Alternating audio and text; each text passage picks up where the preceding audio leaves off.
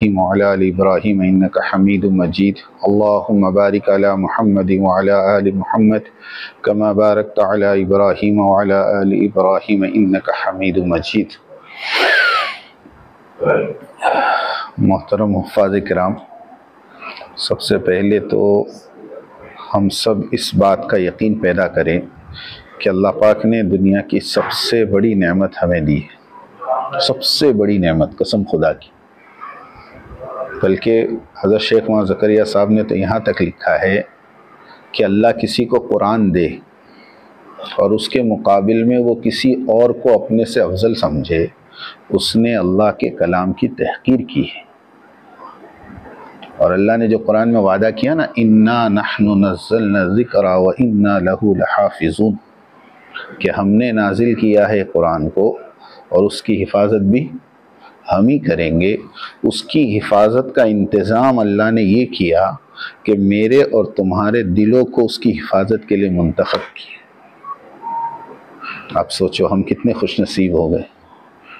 पूरी दुनिया के जितने मुसहफ़ कुरान है ना, सारे के सारे अल्लाह ना करे, अल्लाह ना करे, अल्लाह ना करे, सब कुछ जला दिया जाए। लेकिन मैं समझता हूँ 1 मिनट में कुरान दोबारा आ जाएगा कि नहीं। अरे दुनिया के जितने हुफ़्फ़ाज़ हैं, हर एक से आप एक एक आयत भी ले लोगे तो 6666 जितनी भी आयतें हैं एक झटके में जमा हो जाएगी। दुनिया की कोई ताकत इसको क़यामत तक ख़त्म नहीं कर सकती। और हिफाजत का ऐसा बेहतरीन इंतज़ाम अल्लाह ने दिया है और अल्लाह पाक ने इसको आसान किया है। वरना पिछली कौमों को अल्लाह पाक ने ये मौजज़ा नहीं दिया। तौरात का कोई हाफिज़ नहीं मिलेगा, ज़बूर और इंजील का कोई हाफिज़, बल्कि हज़रत उज़ैर अलैहिस्सलाम ने अपनी याद से सिर्फ तौरात लिखा दी तो यहूद क्या कहने लगे, वक़ालतिल यहूद उज़ैर इब्नुल्लाह, कि उज़ैर तो अल्लाह के बेटे हो गए। क्या करामत दिखाई कि अपनी याद से तौरात लिखा दी। लो, हमारा तो 7 साल का बच्चा अपनी याद से है ना। और अब आप रमज़ान में देखेंगे ऐसी है कोई किताब जिसमें ज़बर और ज़ेर की भी गलती हो जाए और पीछे वाला लुकमा दे दे फौरन। बाज़े तो ऐसे जय्यद होते हैं 1 हरफ भी जाने नहीं देवे। सही कह रहा हूँ गलत कह रहा हूँ? ऐसी हिफाजत का इंतज़ाम किया किसने? अल्लाह ने। और उसके लिए मुंतखब किया किसको?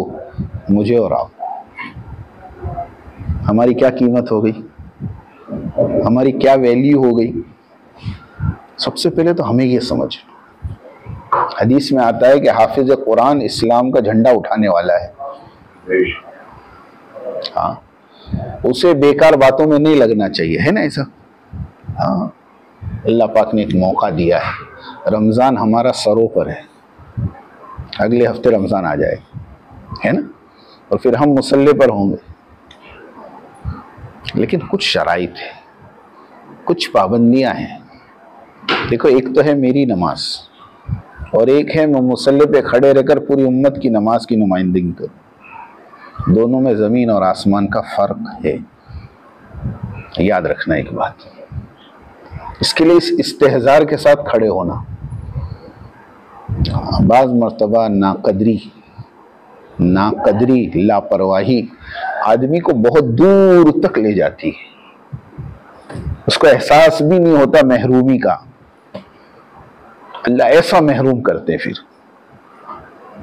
सच कहता हूं, मैं एक जुमला अक्सर अपने बयान में कहता हूं, नेमतों की कदर अगली नेमतों के दरवाजे खुलवाती है और नेमतों की नाकदरी, जो आई हुई नेमत है, वो भी छीनवा जाती है।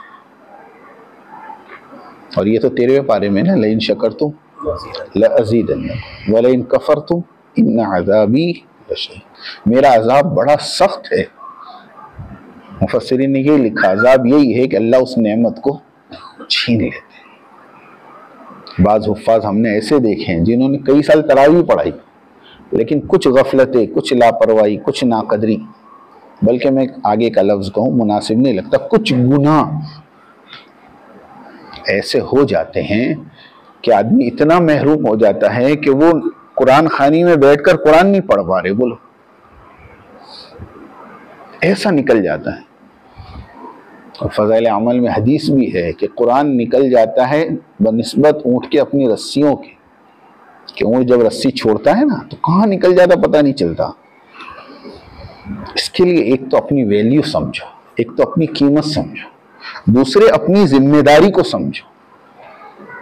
बहुत बड़ी जिम्मेदारी हमारे ऊपर, बहुत बड़ी जिम्मेदारी। उम्मत पूरा कुरान सुनना चाहती है, बल्कि उम्मत का हक है कि इसको पूरा कुरान सही सुनाया जाए। बाद मतलब हम एक दो आयत ऊपर नीचे चलता नहीं मेरे भाई, कयामत के दिन जवाब देना पड़े। हमारे उस्ताद अक्सर कहा करते थे, तुम जैसा सबक याद करोगे वैसा सबक पारा, और जैसा सबक पारा होगा वैसा मुख्ता, और वैसा तुम जिंदगी भर पढ़ोगे। अगर तेज याद करोगे तो जिंदगी भर तेज पढ़, आहिस्ता नहीं पढ़ सकते। लेकिन आहिस्ता पढ़ने वाले को कभी जरूरत पड़ी तो वो तेज पढ़ सकता है, लेकिन तेज वाला कभी आहिस्ता नहीं पढ़ सकता। इसके लिए इत्मीनान के साथ है ना। देखो अवाम तो अवाम है बेचारी, अवाम तो क्या है, अवाम। आप उसको राजी नहीं कर सकते, ये बात तो सुन लेना। बचपन में किताब में वो कहानी पढ़ी थी ना, बाप और बेटे गधा लेकर जा रहे कि नहीं, है ना।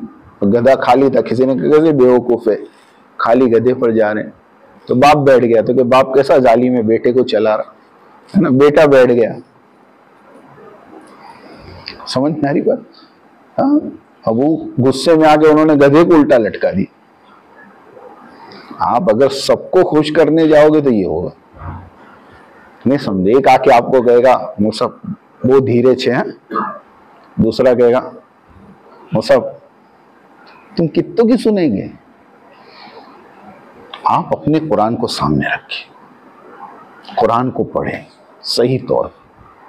अल्लाह ना करे अगर कोई चीज ऐसी है जो रुकावट है, उसको रमजान से पहले माफी तलाफी कर दें।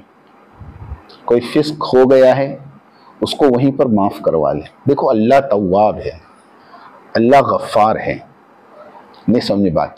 हाँ, अत्ताइबु मिनज़ ज़ंब कमल्ला ज़ंब वला, गुनाहों से तौबा करने वाला ऐसा है जैसा उसने गुनाह किया ही नहीं।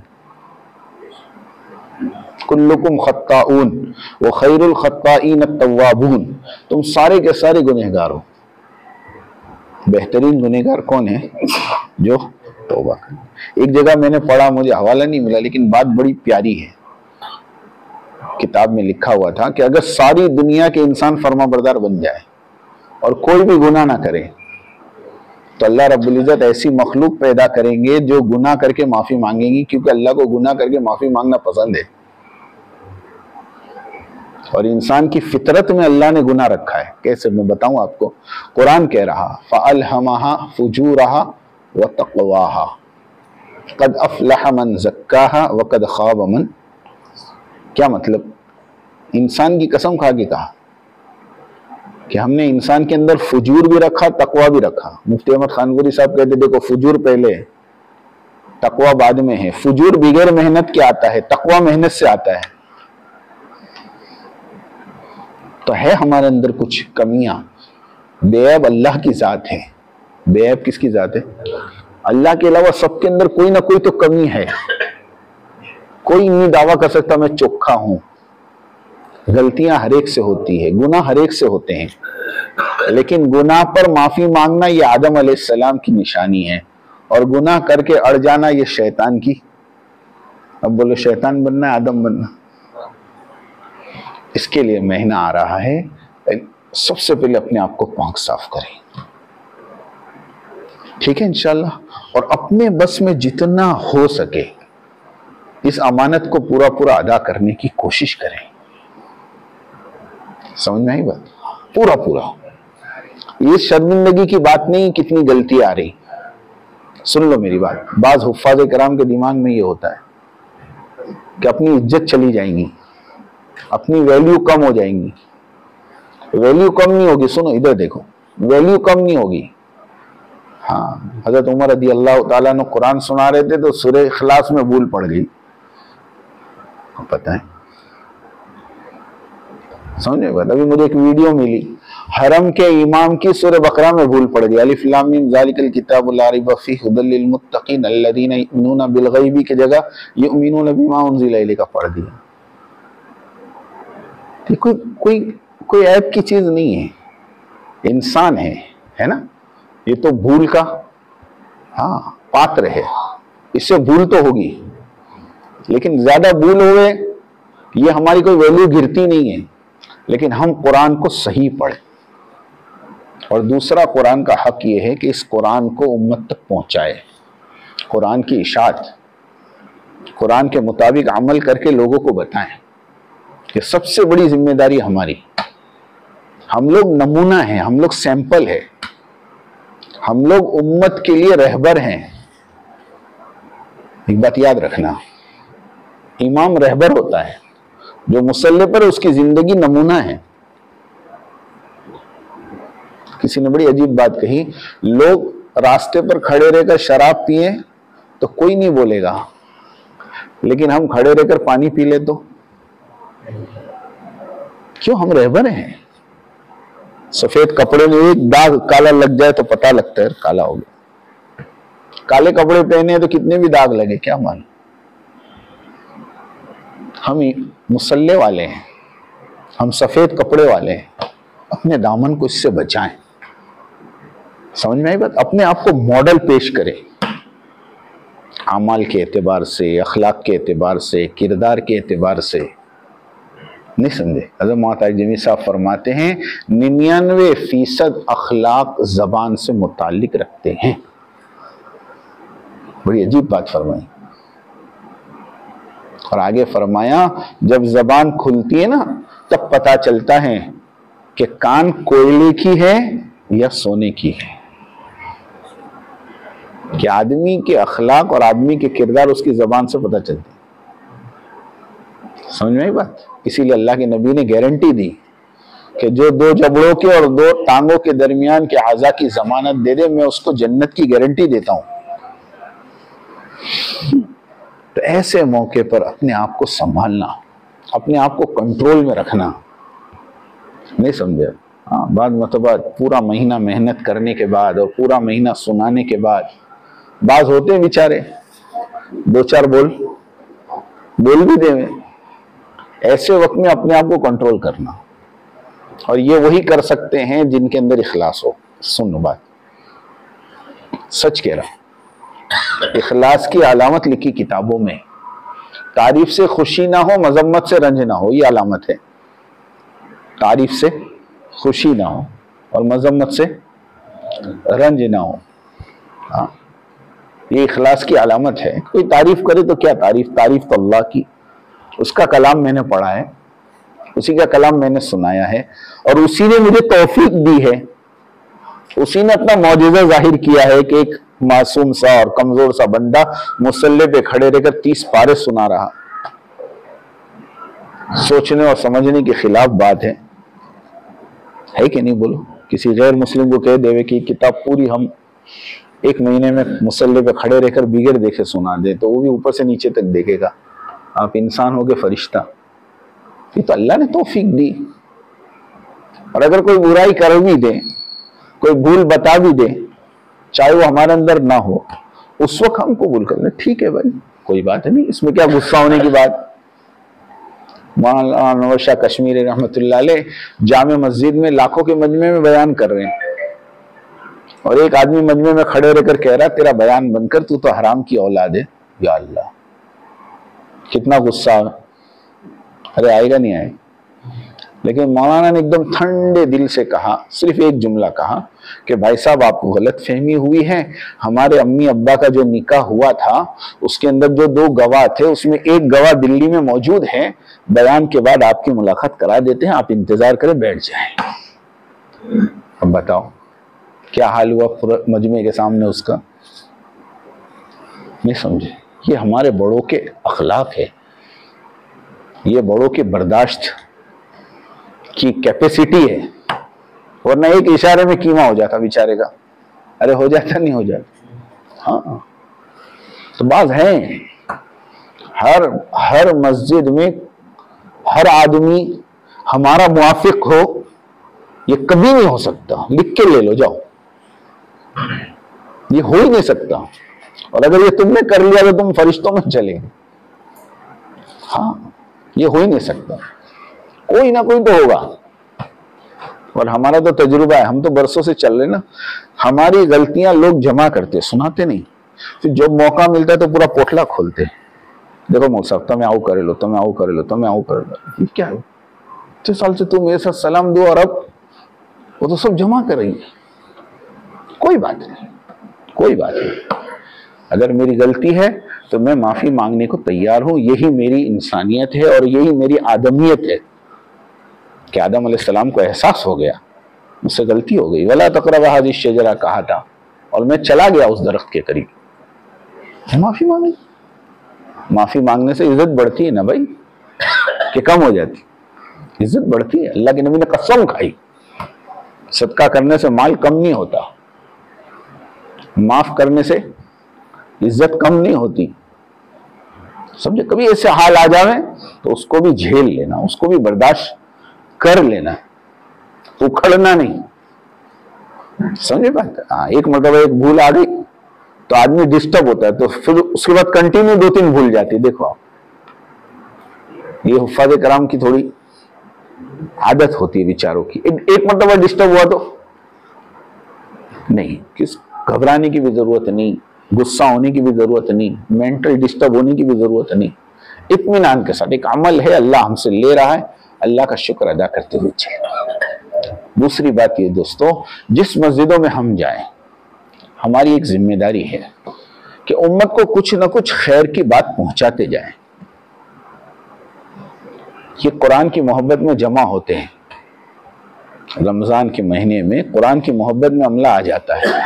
2, 5, 10 मिनट अगर है तो कुछ ना कुछ तरगीब हो जाए, चाहे किताब के जरिए से हो, चाहे जबानी हो। आप कहो इससे क्या फायदा? इससे बहुत फायदे हैं, हमने तो बहुत फायदे महसूस किए। माशाल्लाह, अल्लाह जज़ाए खैर दे हमारे अकाबिरीन को। इन्होंने छोटे छोटे किताबचे बना दिए, कुरान करीम की तफसीर पर किताब लिख दी, जो सवा पारा आपने सुनाया उसकी तफसीर सुना दो। अल्लाह ने थोड़ी सलाहियत दी, उस तफसीर को थोड़ा समझा दो। समझ में आई बात? या फिर कम से कम 2 बातें खड़े रहकर रोजे के मुतालिक कर लो, एतिकाफ के मुतालिक कर लो, ज़कात के मुतालिक कर लो। 3 अमल होते रमजान में, एक तो रोजा होता है, एक एतिकाफ होता है और एक ज़कात देते हैं लोग रमजान में, ही देते हैं। इन 3 के मुतालिक कुछ बातें कर लो, या कम से कम इतना करो कि रोजे के और एतिकाफ के मसाइल बता दो। अरे भाई, रोजाना आप 3 मसाइल बता दोगे तो महीने में 100 के करीब मसाइल उम्मत को मालूम होंगे। ये उम्मत बड़ी कोरी है, बड़ी कोरी है बेचारी, कुछ नहीं जानती। हमारे यहाँ भी मस्तूरात की जमात आई तो 20-21 दिन तक एक औरत को कुछ मसला था बेचारी। हमारी अहलिया से मुलाकात हुई, अहलिया लेकर हॉस्पिटल पहुंची, जो भी दवा वगैरह देना था दे दी। फिर बाद में उस औरत ने वापसी में कहा 22 दिन से मेरी नमाज छूटी हुई है, बताएं। पूछा कौन सा चिल्ला है? का दूसरा चिल्ला है। अब अल्लाह की बंदी को किसी ने बताया भी नहीं और उसने मालूम भी नहीं की, मसाइल के एतबार इतनी कोरी। 22 दिन तक उसने नमाज नहीं पढ़ी, जबकि जायद मुद्दत 10 दिन से ज्यादा नहीं। 12 दिन की नमाजें कज़ा, 60 नमाजें। और ऐसे बहुत सारे मसाइल मर्दों में भी हैं जो मालूम ना होने की वजह से रोजा टूट जाता है, रोजे की कज़ा हो जाती है, रोजे का कफ़ारा लग जाता है। अब अक्सर आप कफ़ारा सुनते होंगे, बस 60 रोजे। कितने रोजे तोड़े तो 60 रोजे, एक रोजा तोड़े तो ना। अब किसी को पूछे एक रमजान में 10 रोजे टूटे हैं, कितने रोजे रखने पड़ेंगे? है ना, 600 बोल दिया ना। एक रमजान का कफ़ारा मौलाना एक ही होता है। आप समझे बात को? एक रमजान के अंदर आपने 10 रोजे तोड़े हो, 15 तोड़े हो, 20 तोड़े हो, 25 तोड़े हो, अरे 30 तोड़े हो, तो भी कफ़ारे में सिर्फ 60 रोजे ही रखने हैं। अपने फौरन 600 के। समझ में बात? यानी हम कहना ये चाह रहे हैं कि मसाइल के एतबार से हम लोग इतने कोरे हैं, नहीं समझो। और बहुत सारी ऐसी आदतें आजकल हैं कि जिसकी वजह से रोजा टूटता भी है, नहीं भी टूटता, तो वो सारी बातें भी आ जाती सामने, है ना भाई। आमतौर पर हमारे यहाँ के भाई उल्टी हो गई तो रोजा टूट जाता। अब उल्मा को पूछो तो से कौन सी उल्टी से रोजा टूटता। एक तो कि खुद ब खुद हो गई, कोई हर्ज नहीं, लेकिन हुई नहीं, आपने जबरदस्ती की तो मसला अलग। अच्छा, आपने करने गए और मुंह में आके वापस चली गई तो मसला अलग। और उल्टी हुई और टूट गया रोजा समझकर तुमने कुछ खा पी लिया तो और मसला अलग। तो ये सारी बातें अल्लाह ने आपको सलाहियत दी है, तो ये भी हमारी जिम्मेदारी है कि उम्मत को इससे क्या किया जाए, थोड़ा सा फायदा पहुंचाया जाए। ठीक है इंशाल्लाह। और इसके अलावा अल्लाह पाक ने देखो एक जिम्मेदारी दी है ना, असल तो उसी निस्बत से हम सबको जमा किया। ये हमारी जिम्मेदारी है कि हम आखिरी नबी के आखिरी उम्मती है, क़यामत तक कोई नबी आने वाला नहीं है ना। अमर बिल मारूफ और नहीं अनिल मुनकर, ये हमारा काम है। सच्ची कह रहा हूं, ये हमारा काम है। अब उसके बहुत सारे दर्जे हैं, बहुत सारे तरीके हैं, बहुत सारे क्या कहते हैं शोबे हैं। सारे शोबे हमारे हैं, सारे शोबों को हम लेकर चलें, समझ में, सारे शोबे हमारे हैं। लेकिन उसके साथ साथ माशाल्लाह रमजान में जमातों की आमदें बढ़ जाती है। आप देखोगे हर मस्जिदों में जमात है, हमारे यहाँ 14-15 जमातें होती है ना। ये भी हमारा काम है कि हम थोड़ा सा वक्त निकाल कर इनको दे दें, 10-15 मिनट, आधा घंटा, पौना घंटा, 1 घंटा, इनको लेकर बैठे, बहुत फायदा हो जाएगा। आपका इल्म ताज़ा हो जाएगा, उनको थोड़ी सी मालूमात मिल जाएंगी, वो जमातें खुश हो जाएगी। क्योंकि बहुत सारी जमातें ऐसी होती है जिनमें कोई नहीं होता बेचारा, अमीर भी वैसा ही होता, साथी भी वैसे होते बेचारे। अगर तुम्हारा थोड़ा सा साथ लग जाए, जाहिर बात है आपको कुरान याद भी करना है, सुनाना भी है, मशगूली भी है ना, लेकिन उसमें से थोड़ा सा वक्त उम्मत के खातिर निकालिए कि ला इलाहा इल्लल्लाह के जरिए हमारी इबादत, हमारी रियाजत, हमारे मुजाहिदे, मोहम्मद रसूलुल्लाह के जरिए उम्मत के ऊपर मेहनत, ये भी हमारी एक जिम्मेदारी समझे। अब कोई नबी नहीं आने वाला, कोई नबी नहीं आने वाला, सच्ची कहता हूँ, ये जिम्मेदारी हमारी है। अभी हमारे मुफ्ती साहब ने बड़ी अजीब बात फरमाई, यूं कहा कि एक मर्द या एक औरत खुद अपनी जात से दीनदार हैं, नमाजों का पाबंद, तहज्जुद का पाबंद, है ना, अवाबीन का पाबंद, कोई गुनाह नहीं कर रहा, वो औरत पर्दे के साथ जिंदगी गुजार रही, वो मर्द माशाल्लाह अमाल का पाबंद है, गुनाहों से बचते हुए जिंदगी गुजार रहा है वो पूरा जोड़ा। लेकिन उन्हीं के पड़ोस में एक औरत ऐसी है जो बेदीनी के साथ, बेपर्दगी के साथ, गुनाहों के साथ जिंदगी गुजार। उसी के पड़ोस में एक दुकान वाला है जो गुनाहों के साथ कारोबार कर रहा। अगर ये मर्द और औरत उस औरत और मर्द को अमर बिल मारूफ और नहीं मुनकर नहीं कर रहे हैं तो ये भी अल्लाह के यहाँ गुनहगार शुमार है। आप किसी को हिदायत नहीं दे सकते, सुनो, आप किसी को सही रास्ते पे नहीं ला सकते, लेकिन उसके लिए कुछ ना कुछ मदद और कुछ ना कुछ असबाब तो खड़े कर सकते, नहीं कर सकते, क्या नहीं कर सकते। कुरान की आयत है ना, वो या अय्युहल्लज़ीना, सातवें पारे की, या अय्युहल्लज़ीना आमनू अलैकुम अनफुसकुम ला यदुर्रुकुम मन ज़ल्ला इज़ा इह्तदैतुम। इस आयत की तफसीर में हज़रत सिद्दीक रज़ी अल्लाह तआला अन्हु बड़ी अजीब तफसीर बयान कि इसका मतलब ये नहीं है कि तुम्हें गुमराह लोगों की गुमराही से नुकसान नहीं होगा, बल्कि इसका मतलब ये कि अगर तुम अपना काम पूरा कर चुको फिर भी सामने वाले को हिदायत न मिली तो फिर उसकी गुमराही तुम्हें नुकसान।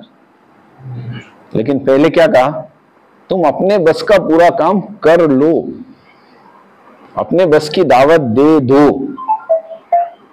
वरना अल्लाह के यहां तुम्हारी पूछ होगी, अल्लाह के यहां तुम्हारी क्या कहूं मैं, हाँ, सरजनिश होगी। बल्कि हजरत मोहम्मद सल्लल्लाहु अलैहि वसल्लम ने ईमान की जो पैमाना बताया उसमें आखिरी दर्जा ये बताया कि किसी गुनाह को होते हुए देखें तो तुम अपने दिल से उसको रोको।